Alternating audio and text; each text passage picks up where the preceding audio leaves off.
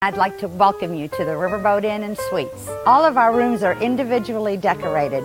Many of our guests, actually they're now family, but they like to take a different room each time they come because no two rooms look alike. We have fire pits everywhere to keep you nice and cozy inside of our verandas. So we hope you will take advantage and hold your next meeting, get together, family reunion right here at the Riverboat Inn and Suites. Thank you.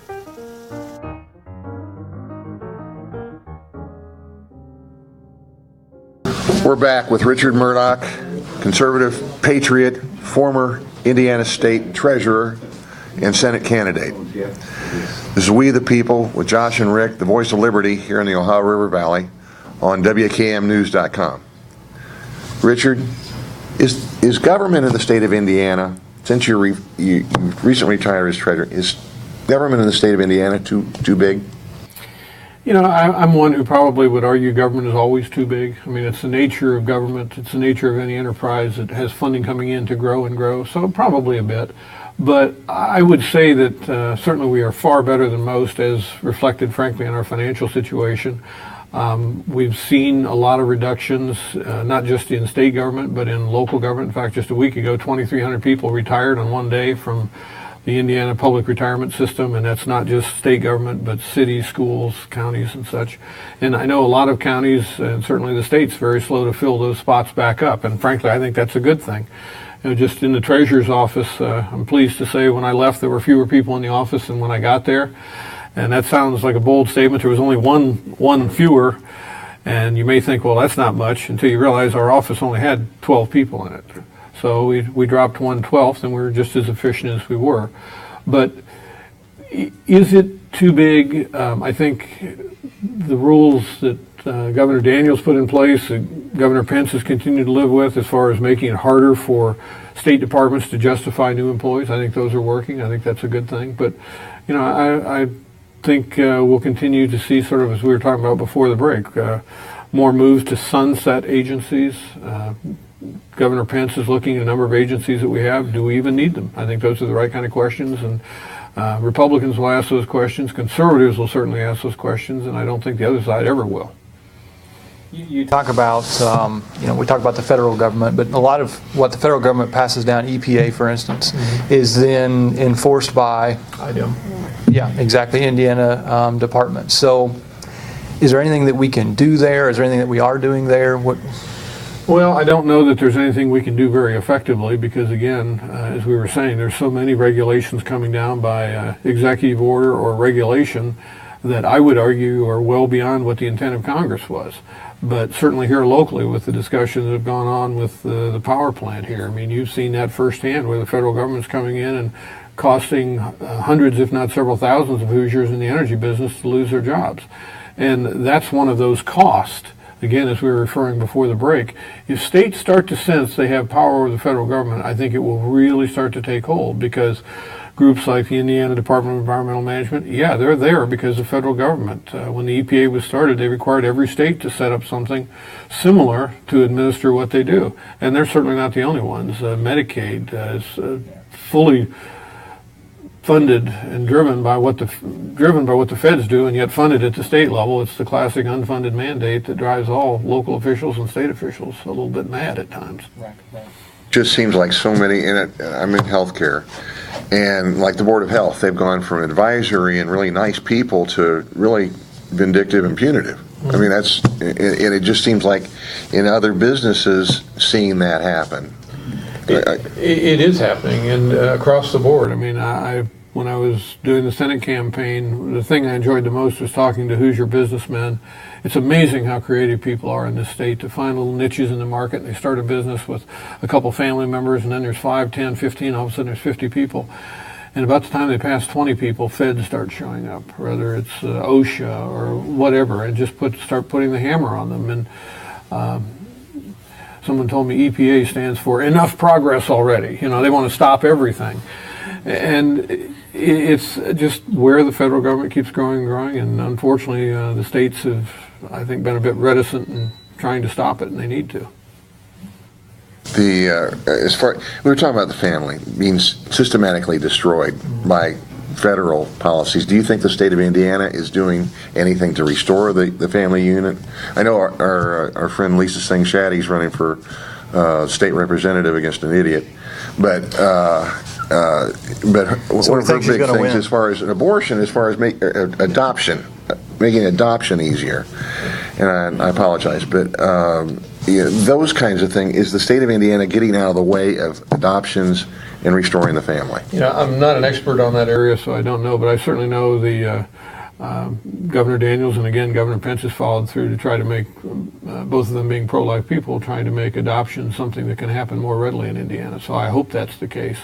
There are several groups that I see at the legislative sessions that are coming in more and more pro-family, and I think certainly the balance of that supermajority in both, especially the Senate, but in also the House, where we have people that are pro-family, I think those numbers are stable and probably going to continue to grow. So I think that's an encouraging sign. You talked about, Medicaid and those programs as they come in from the federal government. Seem to have no option but to enforce them. But then that we, in our schools, whether it be immigration, have to front that cost. We heard, there's kids being put in there. Just Indiana just seems like, we're doing so well at the state level, but then we're just awash with this federal.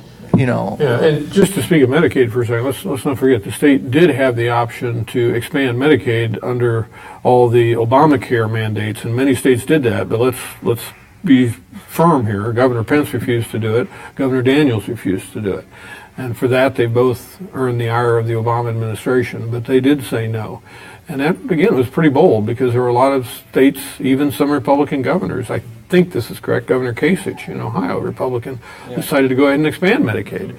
And he's certainly hearing a lot about that these days, as are some other Republican governors. So our guys have stood strong with that. But again, I think on a case-by-case basis, probably the congressional delegation hears a great deal from the state. But when you see the regulatory environment basically going beyond what Congress mandated, it's another case where, again, I would argue, as I said before the break, the House of Representatives needs to understand what their power of the purse string really is. And I think they should be pulling those purse strings on groups like the EPA and some of these others, Department of Education for that matter too. They put all these mandates on state schools, and clearly, if there's one issue where I'm as states' right as they get, it's on the education side, because I don't think the federal government can do a very good job telling Hoosier families how their kids should be educated, nor should it be doing that job. And we need to be doing more of it here locally. So I would take that as you're probably not for Common Core. Yeah, the Common Core federal program that started was, I think, misguided from the get-go. I speak lovingly of President George W. Bush, as I said, the prophet. He was right in a lot of foreign policy areas, but that's one certainly in the domestic front there. I don't agree with the direction he was headed. You were very proud of the initiatives that you initiated as far as major moves and 9/11 and the college savings. College savings is just, this is IRS code. It's known as the 529 program. It was back in the late 80s. The federal IRS said that if states sponsored programs to help people save for college, there would be no federal tax on the earnings of those investments. And states could go along and add deductions.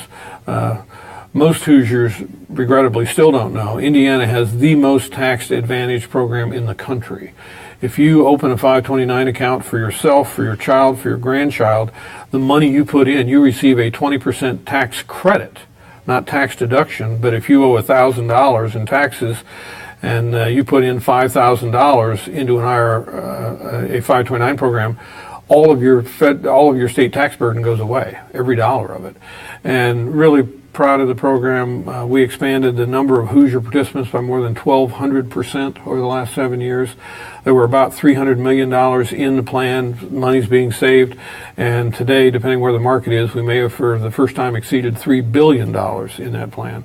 So we've really done well with it. It's become a national model. And forgive me for being a bit long-winded on this topic, but something we've done with that program we call our Promise program. We started this in Wabash County, where the head of the YMCA, who came into Wabash from San Diego, which had to be culture shock beyond belief. He was born and raised in San Diego, moves to Wabash, Indiana to run their YMCA. He wasn't there very long, and he came to notice that a lot of the kids that he was working with had no college plans. And he started to talk to some business leaders who were big funders for the Y, and they decided to do some polling within Wabash County and found out there is actually in Wabash County an educational bias against higher education. So then he went to more business leaders and said, what are you going to do about this? This is a real problem. And he contacted me and said, we're doing college awareness. We're going to work with the schools here in the county to do college awareness. Would you, through the 529 program, donate a couple scholarships? And I said, yeah, we'll donate 2 $2,500 scholarships, but you got to have some skin in the game. You got to raise some money for this too. He said, no problem, we'll do that. Well, normally when I tell people that, that's the last I hear of them, right? About 2 weeks later, he calls me back, and I said, well, Clint, how you doing raising the money? He said, we're doing pretty good. We've raised $60,000 so far. Well, this was pretty amazing. So we really got serious and started working with them, worked with their school corps in the entire county from kindergarten through 3rd grade to just let them kind of have college dreams, if you will. The national average, let me take one side step for a minute. There was a recent study at the University of Kansas that said if you're in the 5th grade or younger and you have a college savings plan, you're 3.5 times more likely to go to college, 7.5 times more likely to graduate. But the fascinating thing is, it has no correlation to the amount of money in those accounts. The amount of money has nothing to do with it.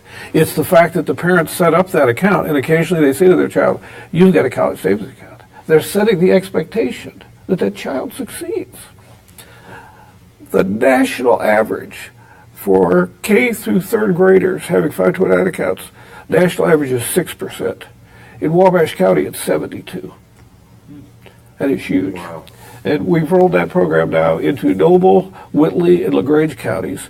Next year, the plan is to do 5 other counties, and I will give you some inside information here in Jefferson County. We don't have any counties in southeastern Indiana, and next year, probably in January, they'll be looking for someone who would act as a convener. It could be a YMCA, a Rotary Club, someone that'll raise their hand and say, I'll take the responsibility to get the schools to work together, to get businesses to help raise money, to fund accounts so kids can start with accounts. And it's just a huge thing. And a program just developed in Winnipeg that's modeling our program, and one in Toronto as well. So it's now not just a national model. What's the 9/11 program? 911, oddly enough, the Indiana State Treasurer is responsible for running the state's 911 system. And there too, and I have to give my predecessor, Tim Barry, great credit, because he kind of started down the direction with cell phones to make sure they had 911 coverage across the state. We've been referred to as an international model of 911 emergency responsiveness. We are the first state where anywhere in the state you can text 911. We tell you, call first before you text, but if you need to text 911. We've already had several dramatic instances, one not too far from here, in fact, in Bartholomew County, a domestic situation. A woman was being threatened by her boyfriend. She got in the closet and texted 911, and she didn't want to speak, didn't want to be heard. And if you text 911 in most jurisdictions, they'll send you a message back and say, would you like to talk to us, or we can continue on text. Well, she continued on text. The police showed up. The boyfriend didn't find her, and unfortunately she was not a victim of what probably would have been some pretty serious abuse. So we've also found it fascinating that kids that run away from home will respond to a text message from a sheriff's department. They'll look at their phone and it'll say Mom and Dad, they won't answer it. But if it says Sheriff's Department, we understand you're not at home, your parents just want to know, are you okay? The kids will text back, yeah, I'm okay. Now, and I probably shouldn't say this, but I will, the fascination and the wonderful technology, we know where you are. When you have a cell phone, as long as the battery's in that phone, we know where you are. But as long as that child is safe and has some level of communication going back and forth with the Sheriff's Department, we give jurisdiction and full credence to how the local sheriff will handle that situation, which has been consistently good. But yeah, the texting to 911, we're the first state in the country to have that. So.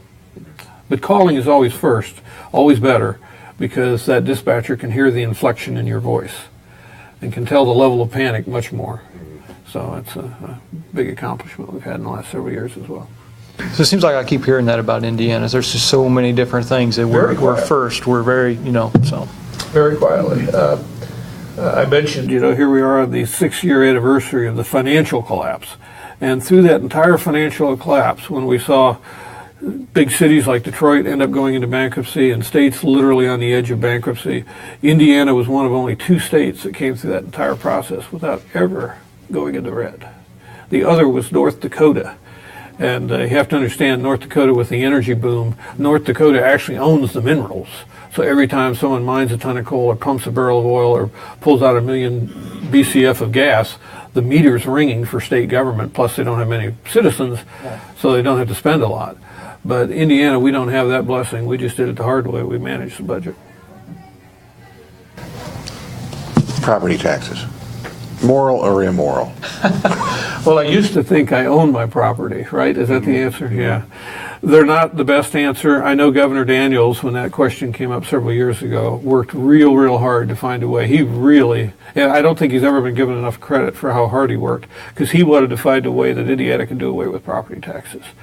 But obviously, the makeup would have been on the sales tax side, and he had that counterposing force. Okay, it'd be great for the property owners, but what's it going to do to Indiana businesses? What's it going to do to Indiana manufacturers? And that, I think, was ultimately what brought him back to say we had to improve the situation we had, which I think most people would agree it was an improvement. The farm situation isn't fully straightened out yet, but it certainly helped. And it's been fascinating watching local government, because local government especially is dependent on property taxes. And all of us used to think, and local governments used to base their budgets on the appreciating home values. And then again, with the financial meltdown, we found out your house doesn't necessarily go up in price every year. It doesn't go up in value every year. And a lot of local governments are still having a hard time working through that, but they're getting much better with it. Again, that's where government gets hard, telling people no. Sure. Major moves? Major moves. Incredible success for the state of Indiana. Back in 2006, July 1st of 2006, the Indiana Toll Road was leased to a consortium from Spain and Australia. Leased, not sold. Leased, not sold, for the incredible sum of $3.85 billion. If it were offered today, it probably wouldn't, I'm guessing it'd be hard-pressed to generate $1 billion bid. I mean, that's how overpriced that 3.85 was. The 3.85 billion came into state government, and I'll talk about that in a minute, and the consortium received a 75-year lease to operate the highway and maintain the highway to whatever standards the interstate highway system of the United States sets, whenever it sets them over the next 75 years. They made the bet that that road coming from up near Angola, coming across into Chicago, was going to be the boon for highway traffic. Business was going to continue to increase, and frankly, the budgets that they put forward internally, though I haven't seen them, it certainly hasn't generated the income they thought, because the economic downturn has been much more severe than what anyone imagined. But they have put in all the improvements that they were required by the contract, the day of the contract. They've done all that. They've maintained the highway.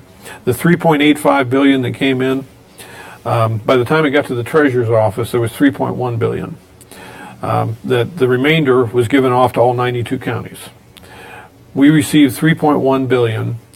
$2.6 billion was put in something called the Major Moves Construction Fund. INDOT had 10 years to use that money to improve Indiana highways. So when July 1st, 2016 gets here, and that's not that far off, they, by plan, should have used up all of that money. The other $500 million was placed in something called the Next Generation Trust Fund. And I'm always asked, is it a trust fund? And the answer is, it depends who you trust. You know, the legislature every year thus far has said, yeah, it's a trust fund. But tomorrow the legislature could change that. It was set up as a trust fund that the $500 million was put in. Every 5 years the interest and earnings would be taken off. That too would be given to INDOT, and then you start over with $500 million again. As I left office, I'm pleased to say that we've, even in this incredibly, and we're very limited on what we can invest that money in, basically very safe stuff. And even with that, we've had over 5% return on both those accounts over the last 7 years. So we've done well with that. So. How's INDOT doing with that money? You know, INDOT has been spending the money down. They still had a pile of money sitting there something like $650 million at the end of the last fiscal year. So I know they've got some plans to do some spending between now and 2016. And actually, it doesn't have to be all spent by then, but at least there have to be projects underway that would be budgeted, appropriated toward. So I think you're going to continue to see these movement for the state flower of Indiana to become the traffic cone, because you're going to see more and more orange traffic cones. We'd like to thank Richard Mourdock for being here, and I personally want to thank you. He's a quiet hero, a patriot. Look up on YouTube any of his speeches. You'll be touched by the fact he's Lincoln-esque, not only in stature, but able to tell a story, as well as a true conservative in his heart. I have been honored, absolutely honored to know the man. I want to get him back on the show, too. The people that hate out there, you got a problem. You hate this man. You hate Sarah Palin. You hate Mike Sondrel. You hate Rick Roosh. You hate Rick Berry. Well, scrub off with a wire brush, because we're still here. And we're Americans, and we're going to figure this all out. So I do thank you for your time, and God bless you, my friend. Thank our audience for being here tonight. God bless you all for coming out to see us. We appreciate it. Come see us again. Keep doing what you're doing.